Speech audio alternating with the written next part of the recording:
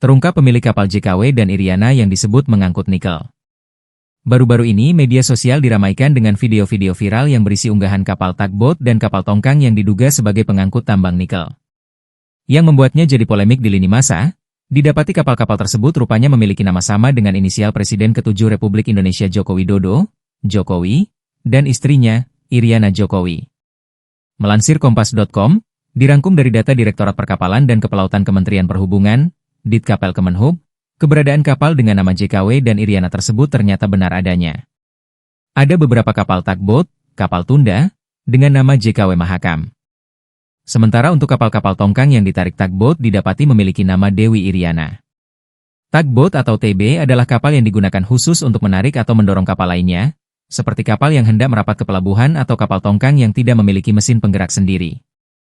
Dalam video-video yang beredar di media sosial, kapal-kapal tongkang dengan